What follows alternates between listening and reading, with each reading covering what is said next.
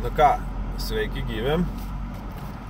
Pakalbėsime šiandien apie vadinamąjį pulverizatorių keitimo trendą kas kartą. Ar verta, ar neverta, ar iš tikro yra kažkokį, kaip tas sako, juntami pakilimą ar ne. Tai iš karto klipo pradžioj pasakau, kad ne, nėra. Dažniausiai patys gamintojai, nesvarbu ar ten SAT ar DV1, jie šiek tiek naudojasi marketinėm gudrybėm, placebo efektais, kad apgaut pačius pirkėjus. Dažniausiai aš perku, nes tai yra mano profesija, kuri, kaip tas sako, susijusi kaip pomėgis, kaip liga galėčiau įvardinti ir man knieti pačiupinėti tuos naujus daiktus. Ir iš to aš, kaip tas sako, galiu pasakyti, kad tai nėra pirmojo būtinumo dalykas, jeigu tu ten turi keliom kartom senesnį pulverizatorių, tai nėra pirminio būtinumo investicija, jeigu išėjo kažkas, kad tu turi nusipirkti. Tas dalykas, aišku, jeigu imsim lygysim pulverizatorius gamytus prieš 20 metų ir dabar tarp didesnio kartų skaičiaus, taip, tu pajusi skirtumą. Ir pavyzdžiui, šitą savo mintį pagrįsiu labai nesunkiais dalykais, kas, sakykim, irgi, čia aišku, žmonės, tie tik tai nebent patvirtys, kurie daugiau perka jo ir tankiau atsinaujina, sakykim, pulverizatoriuose arba labiau linkę pirkti ir jie labiau atkreipia tokius dalykus. Tas dalykas, sakykim, mąstant tarp pulverizatorių, ne? Sakykim, atsimysim kokį 5-8 metai atgal, labai rinka žengė smarkiai HVLP ir RP technologijos. Ir dažniausiai vos ne visos firmos, kaip marketinginį vaizdą, dažniausiai naudodavo tas vadinamas grafinės nuotraukas, kad, pavyzdžiui, konvekciniai sistemą jūs sunaudojat, materijos efektyvumas yra tarp 40-50%, jeigu peraisit ant RP technologijos 65 ir daugiau procentų, jeigu peraisit ant, sakykime, šitos technologijos HVLP 70 ir daugiau procentų. Bėga metai, išeina dar kelios kartos, kaip šiai dienai. Ir jeigu jūs skaitysite daugumos tų pačių jų SAT devilbių, dažnai tų lentelių nėra. Arba yra lentelės, bet jos prieštarauja su parašytų tekstų. Dažniausiai būna parašoma tokios frazės. Dar didesnis materijos išskaidymas. O tai gali būti. Dar didesnis medžiagų taupymas. Ir čia prasideda toks esminis klausimas. Nuo ko? Nuo kurie atskaitos tašką? Jeigu jūs imat 5 kartas atgal, tai jo, taip. Bet jeigu jūs lyginat su paskutinė karta, jūs ir paskutiniai kartoj 75% ir dabar deklaruojat, kad 75%, tai kur tas daugiau? Da juokingiausia neretais atvejais, kaip pavyzdžiui ir Gunmanas pats pastebėjau, kad pavyzdžiui naujos kartos pulverizatoriai materijos net sunaudoja daugiau, aišku, kiek jos į orą išeina ir kiek ant detalės, čia jau irgi yra sunkus klausimas. Spėjama, kad, sakykime, gal šiek tiek yra geresnis ant pačios panelės perkėlimas dėl populiarėjančių vandens technologijų ir panašiai, šiek tiek yra geriau, sakykime, užguldomas ir tie pulverizatoriai yra labiau pritaikinti tiem dažam. Bet, sakykime, tie tokie pasakymai ir tu imi visas kokias 3 kartas, pavyzdžiui, dabar išėjo SAT CC, SAT 5000, 5500 ir visos nuo 5000 kiekviena, kad vis didesnis materijos sutaupimas, geresnis įskaidymas. Realiai turiu porą pažįstamų satanistų. SAT CC, sako, yra tikrai vos juntamas tas toks efektyvumas, kas lygint yra su 5000. Sako, jeigu lyginčiau 5500 X, tik neatsimenu, kurio fakelo formos, turbūt I formos, su CC, sako, aš to skirtumo nejaučiu. O jis yra, kaip tas sako, praktiškai tik ant dažymo sėdintis čiūvas, jisai praktiškai ruošimo darbų nieko nedaro, tai pas jį praktiškai pulverizatorius rankose kabo. Ir sako, aš to tokio juntamo pojūčio, sako, aš toj CC, sako, lyg ir geriau jaučiu, bet sako, vėl yra toks esminis, sako, faktorius. Sako, mano 5000 yra jau 4 metus arta, jau ji šiek tiek jos gali būti performansai nukritę ir aš paėmiau visiškai šviežiai kvepiantį pulverizatorių ir gali būti aš dėl to jaučiu išsidėvėjiminį skirtumą. Jis net pats pasakė, teisingesnis lyginimas būtų, jeigu paimčiau tą patį su pulverizatorium, su nauju lyginčiau. Nes sako, tas yra dalykas, sako, jo 5500 X palyginti naujas yra, CC nusipirko irgi naujai ir toks, sako, nejaučiu skirtumų. Sako, aišku, ten gal yra kokie ksata ir pagrįstų, kokie optimizavimai kas, bet jie dažniausiai yra kaip taisyklė atliekami stendo rėmuose, idealiuose sąlygose ir panašiai. O dažniausiai dažant, kiekvieno ir kamera skirtinga, ir oro drėgmės kiekis skirsis, ir medžiaga dirbanti, nes, pavyzdžiui, ten SATA gal bandymams, kuriant pulverizatorių, naudos, sakykime, ten Standox Blue sistemą, kokią ten vandeniui, ir kokią Spice Hackerio šitą skiediklinę sistemą. Visos kitos sistemos nepraleidžia. Challengeris yra vienokio tirštumo, vieni pigmentai biski kitaip. Tai yra įrodyta su DIN kapais, kai paprasčiausiai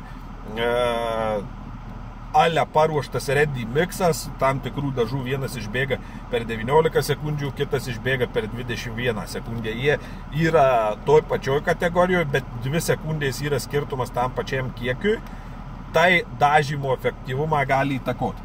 Paskui sekantis toks dalykas, kaip žmonės, sakykime, dažnai klausia dedikuotas ginklas. Šitą jau ne kartą minėjau. Čia buvau su vienu net susėdęs, tu naudoji lakavimui sealerius ir tą ginklą. Visi tie ginklai, jie yra taip. Jie turi kiti galvas, jie yra labiau optimizuoti lakui, yra optimizuoti ten vandens bazėje, paprastai bazėje, bet tai nereiškia, kad jūs negalit naudoti kitose sąlygose. Pavyzdžiui, paprasčiausias pavyzdys yra, sakykime, tam jums reikia tam tikrą kerzą išgauti. Jūs norite tam tikrą kerzą išgauti, ką jūs darot?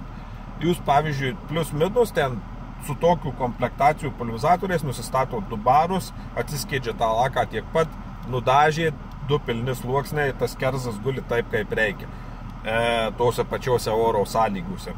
Ir tai bus su visais pulverizatoriais, kurie daugmaž atitinka tuos techninius parametrus, sakykime, ten, jeigu TE20, tai plius minus apie pulverizatoriaus tuos TE20 parametrus, ten jo gal vienam pulverizatoriui 1,8 barų, kitam gal 2 barų, plius minus tą, ką jis prašo, tu nustatysi ir tas bus. Bet tu, sakykime, nusipirkai bazės ginklą, kuris 2 barai, tu dažai ir tu gauni, sakykime, prie 2 barų lakavimo, tu gauni prastesnį ten kerzą arba per gerą kerzą. Sakykime, šiuo atveju gauni prastesnį, didesnį tikimybę kerzą. Kas tau neleis, pavyzdžiui, užsikrenkyti pulverizatorių iki 3, iki 2-5 barų.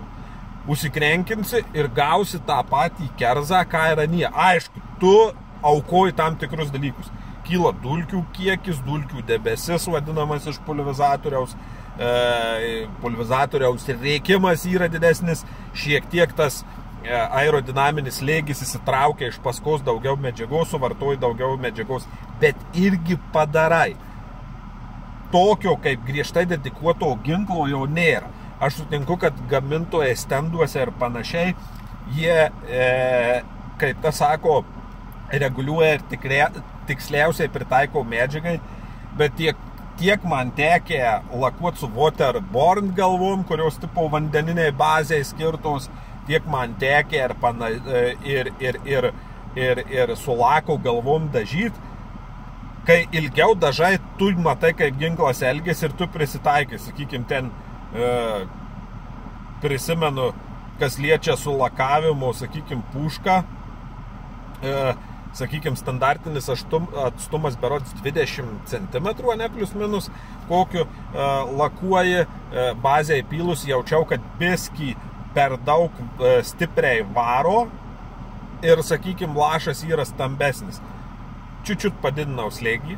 Čia vieno pulverizatorių atveju ten užteko per 0,2 padidyti ir vos, sakyčiau, kokiais porą centimetrų padidyti atstumą ir jis kuo puikiausiai elgėsi kaip eilinis bazės ginklas ir spalva sudėtinga. Čia aš atsimenu, kaip vieni kiekiai Supernova, kad tipo netinka sidabram dažyti. Bet čia ir parodo žmogaus neišprusimą, kad jis savo ginklo nepažįsta.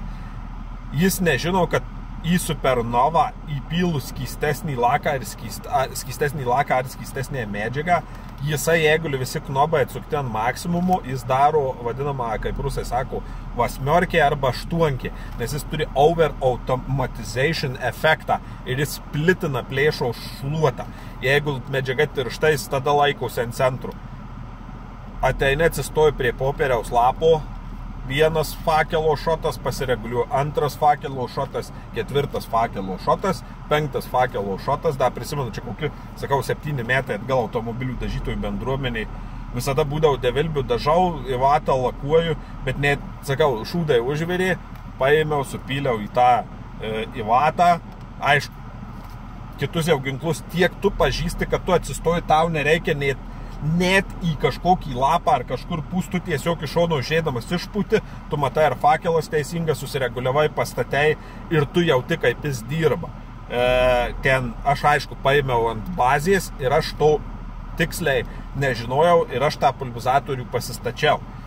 Tai dedikuotas ginklas, mano, sakykime, tokia nuomonė, kas daug dirba, jis yra reikalingas dalykas, bet jeigu jūs, sakykime, yra toks DIY-eris, do-it-yourself vyrukas, kuris daug nedažot, jums praktiškai reikalingi tik 2 pulverizatoriai. Vienas, kad būtų kuo universalesnis, ant kurio dažysit ir, sakykime, lakuosit. Ir vienas pulverizatorius, kuris skirtas gruntavimui, nes, nereikėtų užsiteršti pulverizatorių, tai cheap knockoffas gruntavimui ir paskui koks nors, sakykime, nebūtinai big brandas, bet, sakykime, ar ten kopija, ar kopijos pavyzdžių padarytas ten pulverizatorius, kuris gali tiek bazę, tiek laką skaidyti. Jie visi gali, bet, sakykime, toks, sakykime, kuris all-arounderis padarytas, taip pat kaip, sakykime, Devilbio ProLighto, TE10 skaitydavo all-arounderis tiek bazė, tiek skystesniam lakui, šiek tiek slakindavo su tirštesniais lakais, bet irgi gali padaryti. Arba TE20, kuri irgi skaitydavosi bazė, arba šiek tiek tirštesniam lakui. HVLP galva irgi skaitydavosi all-arounderis, nes tu, jei nori stambaus kerzo, tu nesuki galvos, dedi HVLP galvą, jei turi. Tau nereikia tada nieko reguliuoti galvoj, niekur nustatei taip, kaip prašo, ir tu turėsi stambesnį kerzą. Jeigu jau su HVLP galva, tu norėsi padaryti, kaip tas sako, tą tokį stiklo didesnį efektą, jau bus sunkiau. Aišku, žinau žmonių, kurie krenkindavo pulverizatorius, kurie 2 barų iki 3 barų ir su tuo pačiu HVLP išgaudavo tuos gerus kerzus. Bet aišku, to paseka ir to pasiekmė, kad aišku, slėgis didelis, reikia gero kompresoriaus ir panašiai.